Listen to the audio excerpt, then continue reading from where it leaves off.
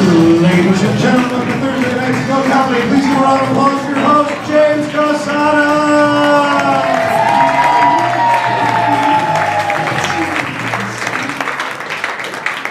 Thank you, ladies and gentlemen. Thank you so much for being here. This is such an amazing house for the weird, awesome, amazing stuff you're about to see tonight. I'll explain in just a moment, but first off the bat, I just want to thank you so much for coming out to support live theater and coming to Go Comedy Improv Theater, which does a very special thing in a niche part of the theater world, which is improv and sketch comedy. So if you've never seen improv or sketch before, you're in for a treat because it's always a magical experience for somebody to see that for the first time. If you have, you're still in for a treat because you may not have seen our featured performance this evening, which is the Parent Trap, the trilogy.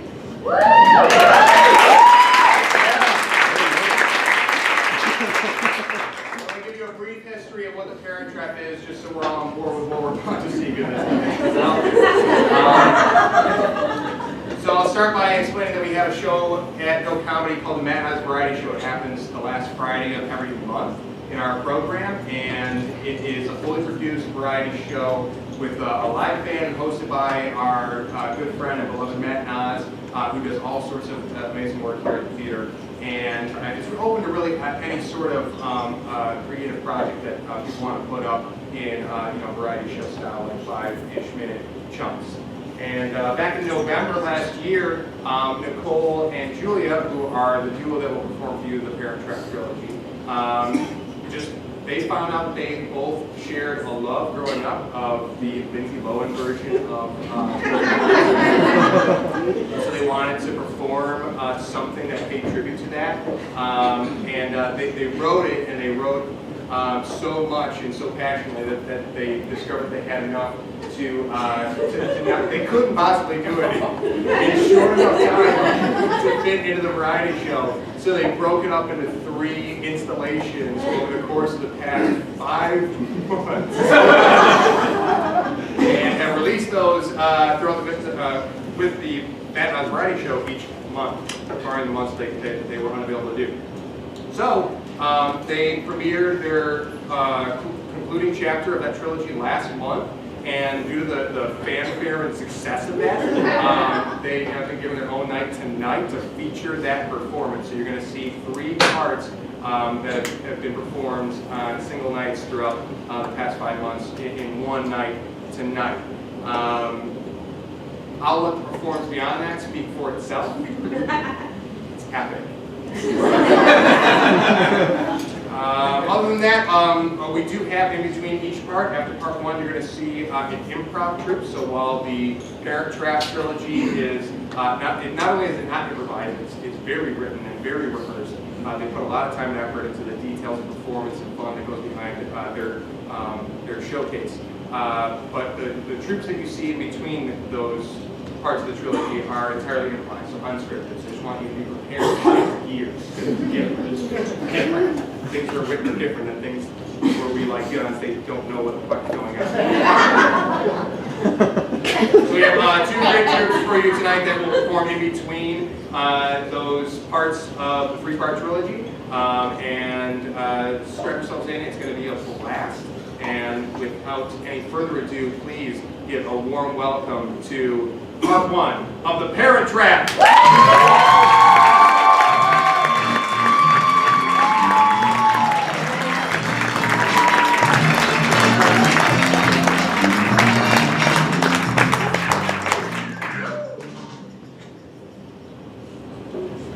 Once upon a time, when an international couple on a charter ship ended their marriage just about as quickly as it began. But not before having a pair of twin daughters. They decided to each keep 1 twin and call it even. They each quickly chose a child and fled to opposite sides of the world to raise the children separately, to never see or hear from each other again. But identical twins hold more power than anything in this world. And they're masterminds with hypnotizing behavior and duplicated looks that can fool anyone. Even their parents! In 1998, The Parent Trap came out. But it was a remake of an old one that came out way before that did not have Lindsay Lohan in it. But this one has Lindsay Lohan in it!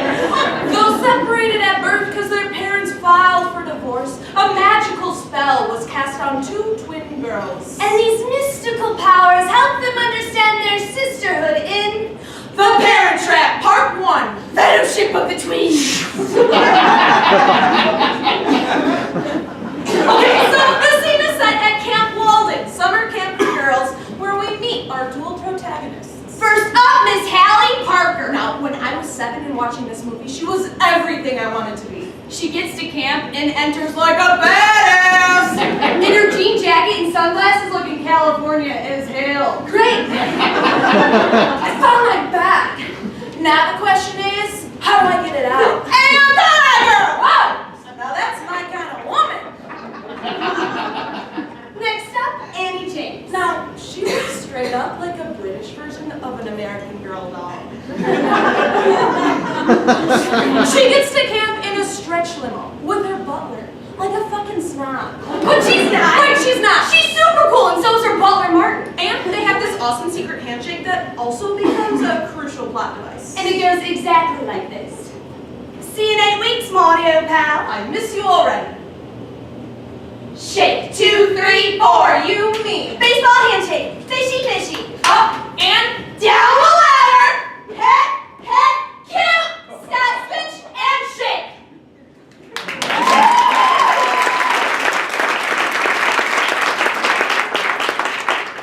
No one at the camp even bats an eye at the obviously identical twins. Because it's well masked by them having super different personalities. And one of them's British! Gods like acting talents of Lindsay Lohan, behold! It might also have to do with the fact that none of the camp counselors ever look up from what they're holding at the time. All the campers are checked in, but I haven't seen a single one of them. I'm pretty sure all the campers just like throw their bags in the cabins and run to the nearest camp activity. Because all of a sudden they're like fencing. Hallie's kicking ass. And Janice was like, Hallie keeps winning, any other takers? And then Annie walks up all casual and is like, I'll take a whack at it. And then Janice Marr was like, looks like we got ourselves a challenger! The sword fight got more heated than a John Woo film. John Woo! John Woo! John Woo! John! Woo! This is literally and legitimately such an award-winning film right from the get-go. And then Hallie stops Hallie! And she falls into the horse trough. Oh no, not the horse trough. Proper Annie feels bad. Oh my God, let me help you. Bitch, Hallie's like, no, let me help you. Grabs her hand and pulls her into the horse trough with her. It reminded me of the Battle of Bunker Hill. But worse! The battle cry! Destruction! Slain bodies!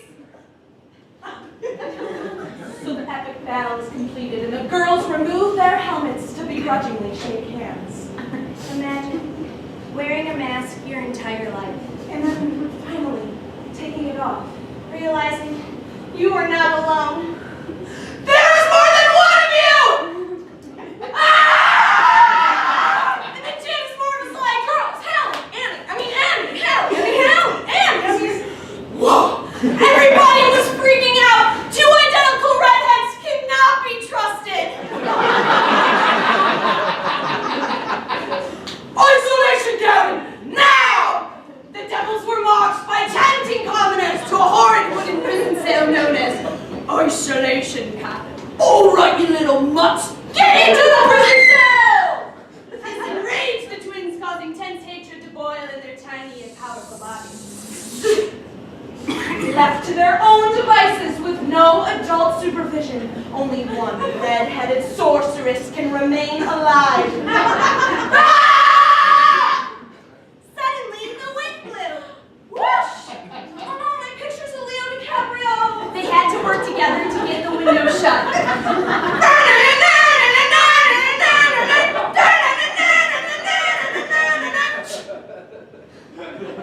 And then, suddenly, they're like best friends.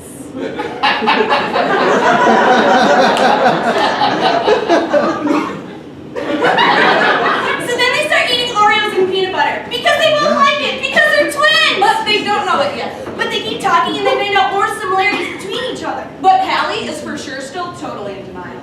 Or just too California to care. Right. Plus, Finding out that your mortal enemy is actually your family would be the craziest. I know exactly what you mean. One time, I was locked in my room with a bird. And it wasn't until that exact moment that I realized that my family had a pet bird.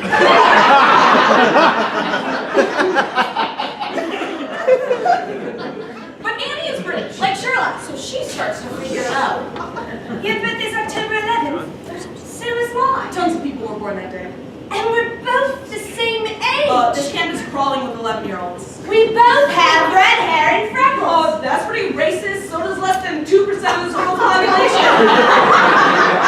I never met my dad. Good for you. I've never met my mom. I only have this one picture of my dad. Brag about it. I just have this one picture of my mom. And it's ripped. So is mine. Right down the middle.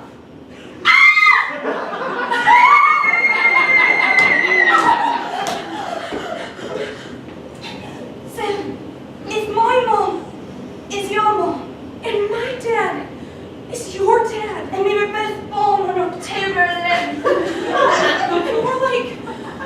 we're almost like sisters. Sisters? Hallie, we're like twins!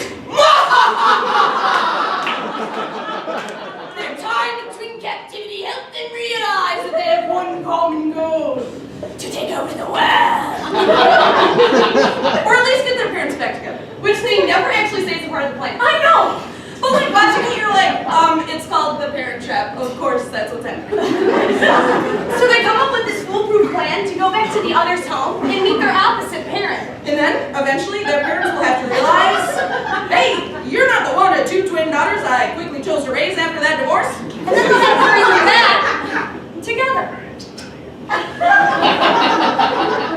So you're gonna ask Dad how they met. And you're gonna find out why they broke up. Right. As if they could only possibly ask one question each. And then another award-winning montage takes place where they both learn to become each other. Now, this is exactly what happens in the movie Face Off. John Woo! Where Nicolas Cage becomes John Travolta. But Lindsay Lohan does it so much better. And there's more at stake. Family! Sisterhood! Hallie had to get comfortable dressing like a secretary, Or a British version of an American Girl doll. and learn how to speak proper English. Well, this place is pretty nice. This place is cool. It's rather picturesque, don't you think? And of course, learn the awesome secret handshake that will also become a crucial plot device. And it goes exactly like this. All right, girl, just like I taught you. You taught me well. You taught me well. It's good. Shake, 2, 3, 4. You, me. Baseball handshake. Fishy, fishy. Up and down the ladder. Hit, cue. Snap, switch, and shake.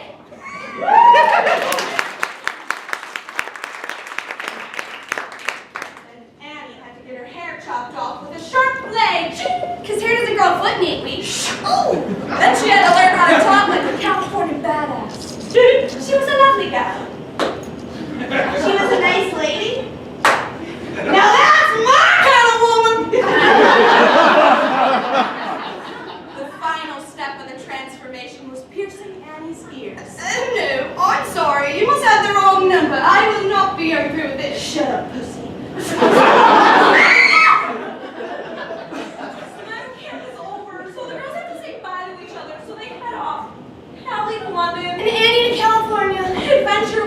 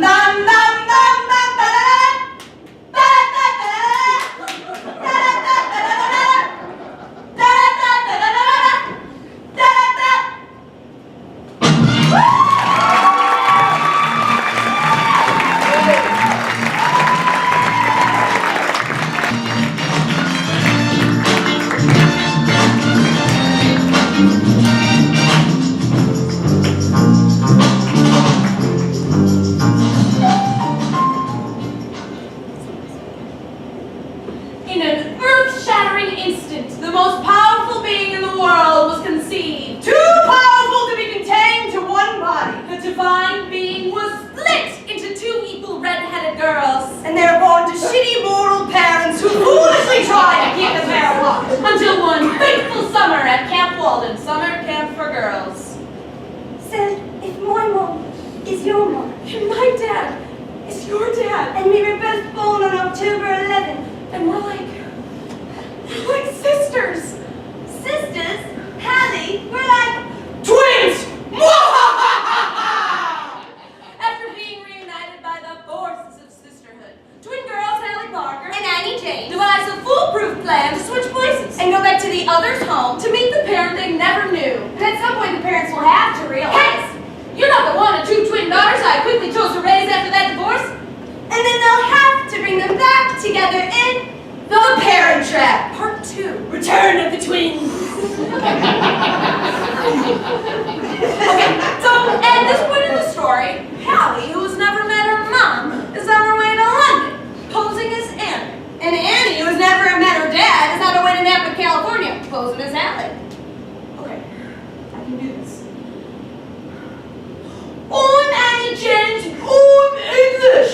I am a butler, and I live in a castle. Hello, mother. Mommy.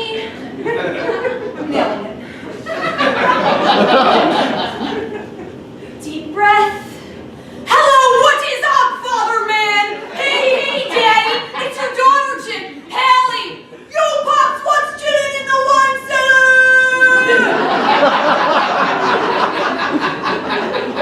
Splendid. I'm ready. In Napa, California, Annie gets off her luxury plane, and Nick Parker is there, looking like the essence of cool dad. When Hallie arrives at her mother's chic townhouse mansion, she opens the door, but no one is to be found. She gets off the plane and sees her dad, and she's like, "Oh my God, it's him!" And he's like, Welcome home, kiddo. I mean, hello. Isn't anyone expecting me? Hallie is about to lose her shit until she sees her mom. he's got a white tee, jeans, sunglasses, and that side smile, and oh my God, I think Dennis Quaid is a hot dad. Elizabeth James starts walking down that perfect staircase, and she's just a vision in beige. And she just Wants her dad to love her, so she runs up to him. It's just the most perfect moment where they hug for the first time. Neither parent realizes that their child is fake. Do you like my haircut? I got new earrings to match the chandelier. Hey, Dad. What's up, Dad? It's Dad. A long day. Since your dad dead. Dad? Is grandfather in? I'd like to smell him. Lovely girl. Horrid habit. Damn right I still buy my nails. It's America. And then the parents are like, that's my girl. And then Mom Elizabeth is patting Hallie's hair, and it's just the most tender moment. And I'm tearing up thinking about it. And Elizabeth is like, it feels like it's been forever. And Hallie's like, you have no idea. Ha! Because it truly has been forever for Hallie! And then we meet Annie's grandfather. Whose name in the movie is grandfather. He's flat. Two-dimensional. Static. Cliche. An absolute stereotype. He's perfect. Is that mine to go? That tall, gangly thing. And then she starts smelling him or whatever, and he's like, who the F are you doing? I'm making a memory. Then, of course, there's the butler, Martin. Now, Martin is like a member of the family that cooks and cleans and waits on the rest of the members of the family for money. Annie and Martin have an awesome secret handshake that will now become a crucial plot device. Martin is the keymaster. Hallie must execute this hand-to-hand ritual to prove that her blood is pure. A single error in Hallie's cover will be blown. And Martin will be executed in a grotesque display of power.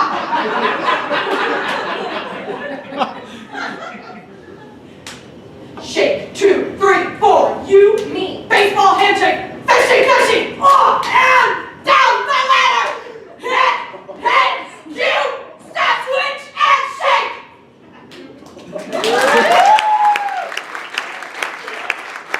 Hallie happily claimed her place in London, Marching around the house like a princess. never wanting to return as a mannequin commoner again.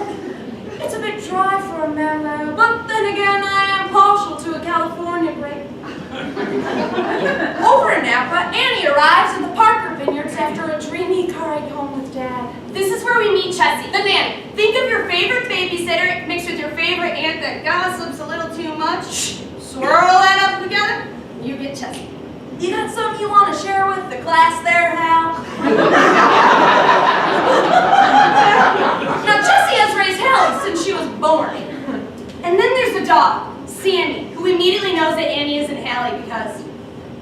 well as British.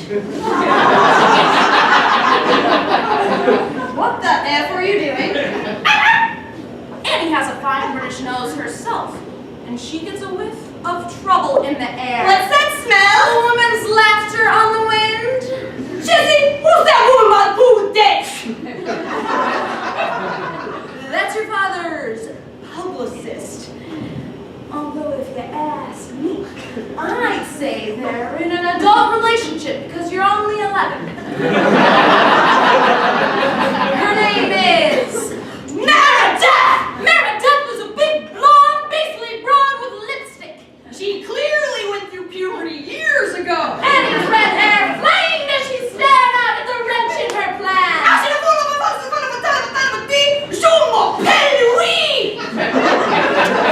Are you speaking French?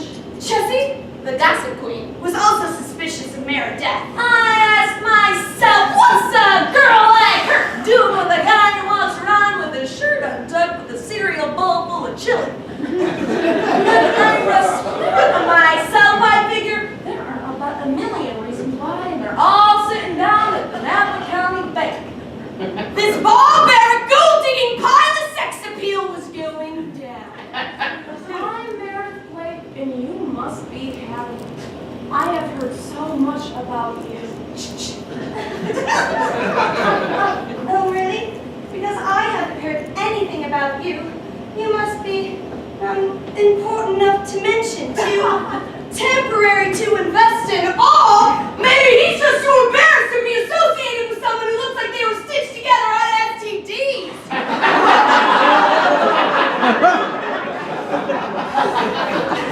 I am going to marry your father, whether you like it or not.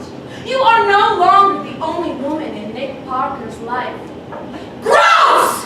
And to make matters worse, freaking Chessie figured out that Annie isn't real. You don't eat your favorite food. You speak French. You don't know how to work any of the appliances in the house.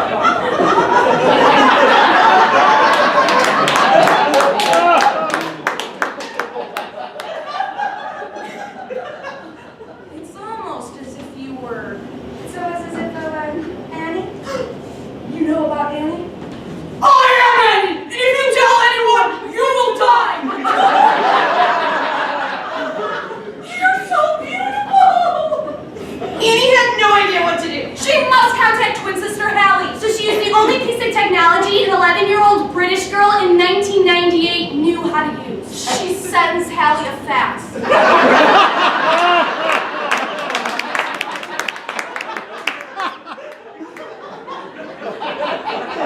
Please help. It's incredibly urgent.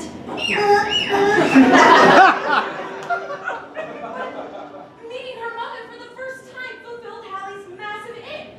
Please help, it's incredibly urgent. She wants me to go back to Napa. I can't, I won't. I want more time with Mom! Hey! You're not Annie! Grandfather!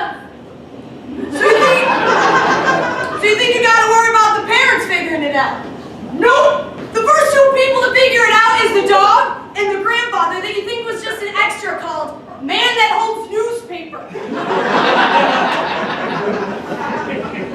Tell your mother! Trap! Hallie was forced to tell her mom she wasn't Annie. Annie, what are you doing after that? That's where we have to go. We have to go see Annie. Oh, and where might Annie be? In Napa, California, with her father, Nick Parker. And in that moment, Through the eyes of this mother, everything changes. the daughter she thought she was looking at transforms. Into the daughter she hasn't seen in 11 years. Because she abandoned her like she was part of the post-war properties plan. Yeah, moments like these are touching, but let's not forget how we got into this situation. So then they all go to San Francisco or something to meet up. But see, Nick doesn't know about anything yet. He just thinks he's there looking at a wedding venue with Meredith. And Elizabeth is all drunk because she knows she has to see her ex-husband. So Nick's outside by the pool, and then he sees Elizabeth stumble drunkenly outside. And he sees Elizabeth and he falls into the pool. Oh no, not the pool! coincidence that Meredith even exists for the next couple of scenes. So the girls had planned a private boat dinner to try to trick their parents into getting back together. But instead, it's Martin and Jesse who are hitting it off. Martin, you old horn dog! They did the deed in the back of the boat! Meanwhile, Nick and Elizabeth forget what they're even supposed to be talking about. Who'd have thought? My nanny, your butler. They both lose their appetites and decided They're still divorced. so it's time to say goodbye and for Annie and Elizabeth to head back home to London. But then the girls come downstairs and they're wearing the same outfit and they won't tell their parents who's who. Their DNA is made of brilliance and red hot fire. They bond that they will never separate and that they are much stronger as one. And their parents are dummies, so they can't 100% tell their kids apart.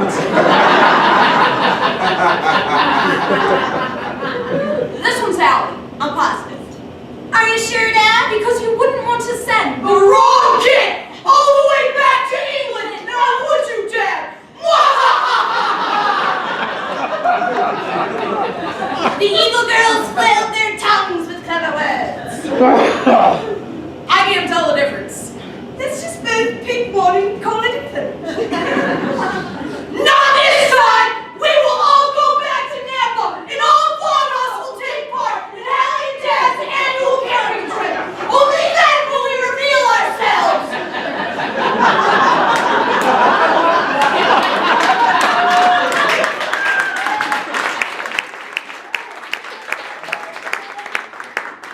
With no choice, the parents agree.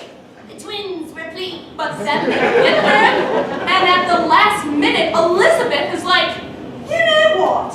Why don't you guys go? I'll stay here. And while you're at it, take Meredith with you. No!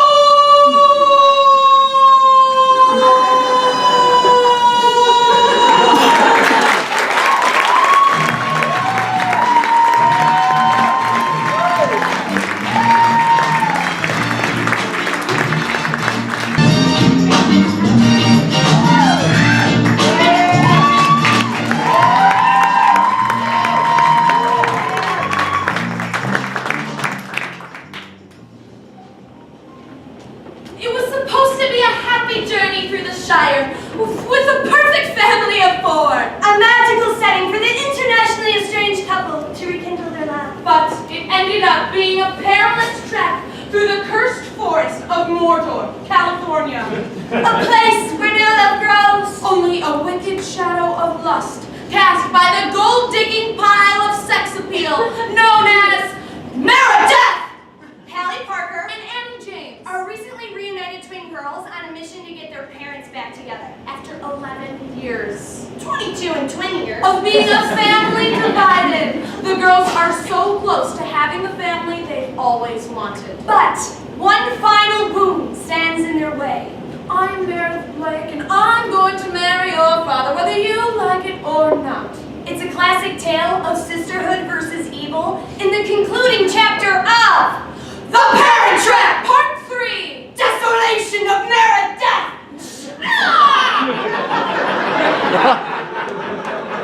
Okay, so Mom, Dad, and the twins were about to set out on a camping trip. But suddenly, Mom Elizabeth is like, I can't go, actually. I have a British hangover. And she says it would be better if they took Meredith instead. That's the summer fling turned fiancé of Dad Nick Parker. And the girls are like, oh, this is bullshit! But they go anyway. So the girls roam into the Napa woodlands, led by their evil soon-to-be stepmother. Unbeknownst to the tyrannical, beastly blonde and lipstick, the girls want to play a game of Slay the Dragon. Meredith comes prepared in her cool matching Under Armour crop top two-piece jumpsuit. She looks like workout Barbie, plastic from head to toe. But the girls see through her fake smile and fashionable activewear. To her wicked fiery breath and her monstrous lizard scales. Meredith is a furious dragoness holding Father Nick Parker under a trance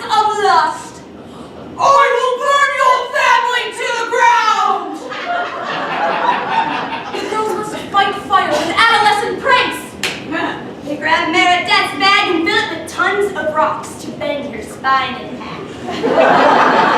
God, you think they put bricks in here? And my trainer tells me I'm in such good shape. Because of course she has a trainer. When I get back, I'm gonna kill him. Not if we kill you first. Ah! Somebody hand me my Evian! I'm dying! Opportunity number 2 presented itself. The girls hold hands and summon the most powerful creature of the forest. A newt! The girls grab the squiggly, slimy newt and place it on the Evian bottle in position for attack. Here you go, Mayor. Meredith takes a large swig of her Evian and boom! There he is! She screamed a blood-curdling scream. Ah! And chucked her Evian bottle at the ground as the girls laughed in maniacal tween laughter. Even Nick was like, dude, Mare, chill the fuck out. It's just a new lizard thing. It's not gonna kill you. Or will it? This only maddened the beast. Her tan skin boiled as she looked over at Hallie and Annie. One more trick from you two, and I promise I'll make your lives miserable from the day I say I do. Got it? Yes, Cruella! The girls were far from done. The little lizard found its way onto Meredith's dumb-looking 90s updo. Oh, and Mare, there's something on your head. The music becomes intense. Like Alfred Hitchcock style. The little lizard scampers out of Meredith's face. And she tries to close her mouth, but she moves too slow. It twirls and dances in her mouth until she finally spits it out.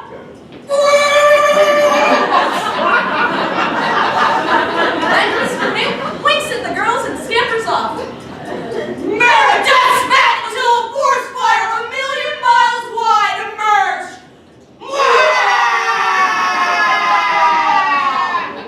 Well, not really. But she does spit a lot. Yeah, and I'm pretty sure it was a real newt when they filmed it. Can you say method acting? Method acting. So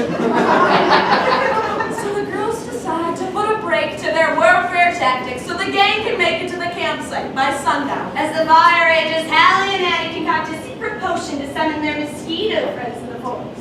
Thinking it's bug spray, Meredith grabs the potion and rubs it all over her tight dragoness bod. Suddenly, mosquitoes come out of every which way, covering every inch of her skin. God, you think they actually like this stuff? It's like I'm being attacked by 1,000 very tiny flying syringes. Well, what's that you're using? Nick grabs the potion out of her hands, smells it, and tastes it. Had it been actual bug spray, Nick would have died of poisoning and the movie would have ended, and Meredith would have had to raise the girls.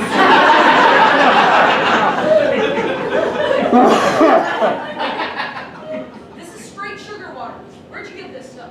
Nick shook his head in disappointment with Meredith. I mean, she shouldn't have used an unmarked bottle for bug spray. That's just dumb. The beast excuses herself and declares that she'll be taking one large sleeping pill before slumbering away in her dragoness cave tent. On her way, she starts banging a couple sticks together. And Nick is like, what the F are you doing? Scaring off the mountain lions! Duh! But then she hears herself say that out loud and realizes, Wait! There are no mountain lions! Are there? Nick gives her the stink eye like, oh my god, I think you might be an idiot.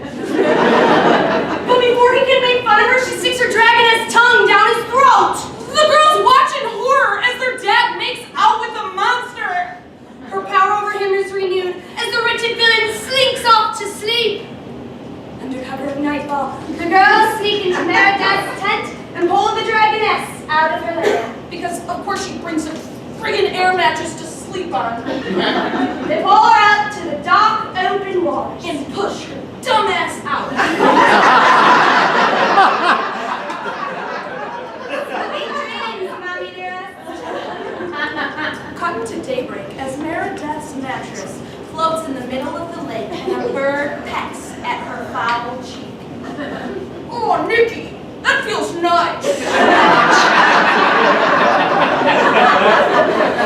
Meredith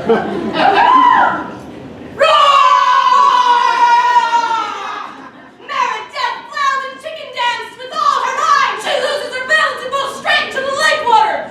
Oh no, not the lake water. No.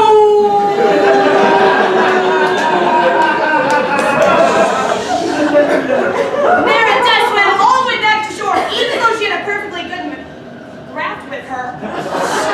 She splishes and splashes her way to the tents, her mascara running down to her shins. And Nick's like, what happened to you? And she's like, ask them! The day we get married is the day I ship those brats off to Switzerland. Get the picture? It's either me or them. Nick's like, them. And she's like, excuse me? He's like, them. I'm sorry, what? Them. I don't understand! Them. T-H-E-M, them. Get the picture? Meredith rips off her engagement ring and chucks it at Nick's head. She throws the ring and it flies in slow motion and hits Nick in the forehead and lands perfectly in Hallie's palm. Hallie! Throw it in the fire!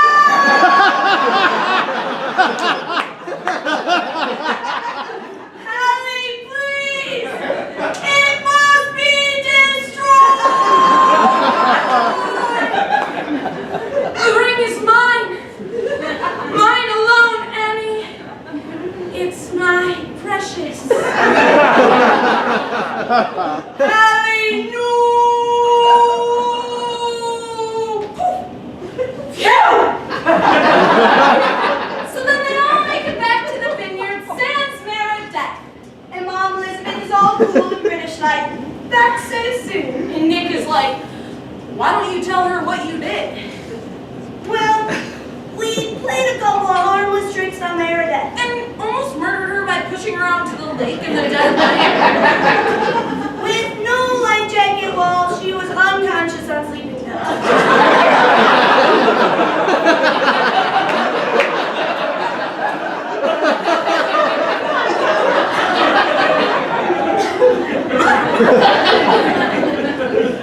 Up to your room, now!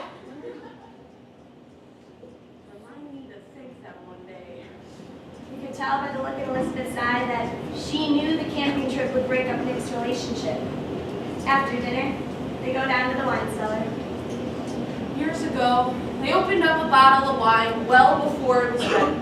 It tasted like vinegar and needed to be disposed of immediately.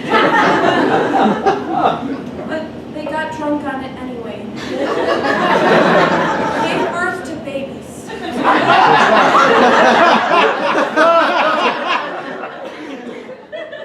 They each quickly chose a child to raise separately. To never see or hear from each other again. But boom, Here they are. serendipity, ladies and gents. It's meant to be. They're browsing through the wine cellar. Elizabeth picks up a bottle off the special reserves rack. It's the wine we had at our wedding. Bought every bottle ever made. You're the only one I would drink it with. Years later, they dust off the bottle and let it breathe.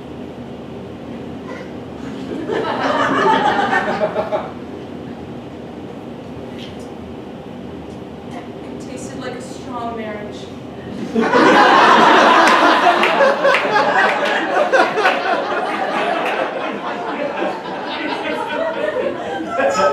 I have dust in my eye. You know, you don't have to be so strong. Oh, but I do. Nick and Elizabeth were about to have a romantic moment, but then they put their masks back on. Guarding their true feelings.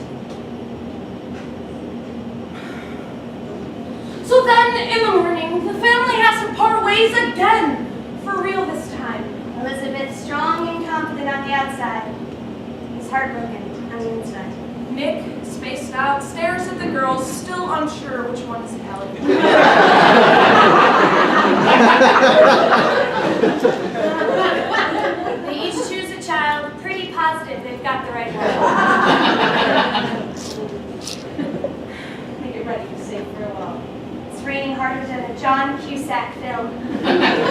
As Annie and Elizabeth head back home to London.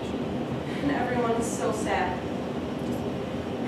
So then they get back to England, and Annie arrives at the study, and she finds grandfather there reading a newspaper. And Annie is like, "Hey, stranger." He puts down the newspaper. But it's not him! It's Hallie! Which how could that even be? How could she have possibly gotten there first?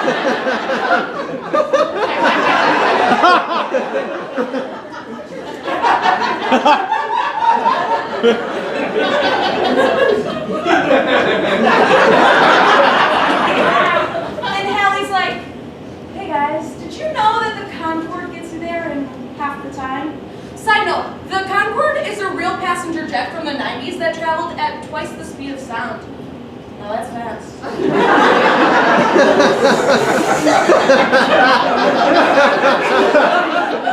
And Liz is like, "Yeah, I've heard that." It took us about 30 seconds after you guys left to realize we didn't want to lose you again. We suddenly stage right, and it comes out of the woodwork. And in the lowest voice he can possibly muster, he repeats, We! And then Nick and Elizabeth share a well-rehearsed kiss. A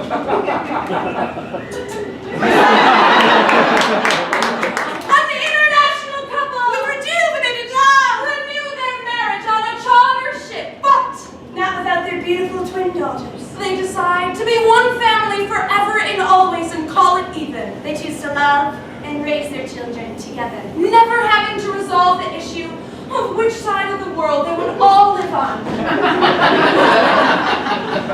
Identical twins truly hold more power than anything in this world. They're masterminds With hypnotizing behavior. and duplicated looks that can create a happy ending for anyone.